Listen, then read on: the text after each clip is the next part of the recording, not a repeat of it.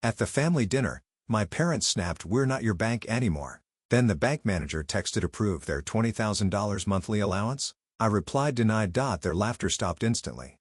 I'm Denise Foster, 28 years old, and I thought I knew my family until that dinner changed everything. We were gathered around the table in our Atlanta home, the kind of place that screams old money, but I wasn't there to play their game. My startup was my life, my passion building tech that could change the world. But to my parents and sister it was a joke, a childish dream I should have ditched years ago. I sat there in my jeans and sweater, the odd one out, while they flaunted designer clothes and smug smiles. The air was thick with tension as forks clinked against plates. Then my mom leaned forward, her voice sharp as a knife. "Denise, we're done bailing you out," she snapped. "We're not your bank anymore."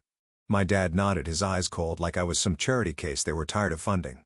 My sister chimed in, her laugh cutting deeper than words, saying I'd never match her success. They thought they were teaching me a lesson, putting me in my place.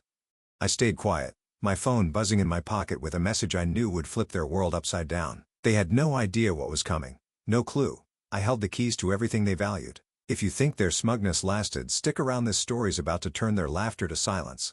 If you want to see how I turn their words against them, smash that subscribe button and hit the bell. You won't want to miss what happens next. As the appetizers hit the table, my mom's voice turned ice cold. "Denise, your little tech project is a waste of time," she said, slicing through the hum of clinking glasses.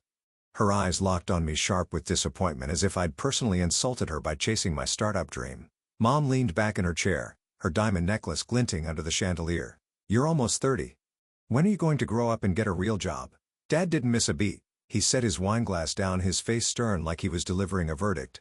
"Your sister's out there closing million-dollar deals in real estate," he said, gesturing toward Tracy, who smirked across the table.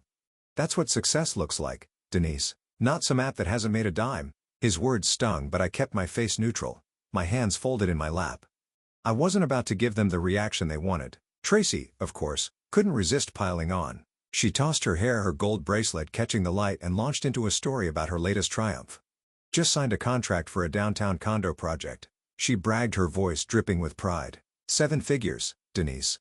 That's the kind of money you'll never see chasing your silly dreams." She laughed, a sharp cutting sound that made my stomach twist. "You're still living off our scraps, aren't you? Always needing a handout." Mom nodded, her lips pursed. "We've been too soft on you," she said, folding her napkin with deliberate precision. "Tracy's right. You can't keep leeching off us forever." The accusation landed like a punch, but I didn't flinch. I'd heard this before, every family gathering, every holiday, the same tired script.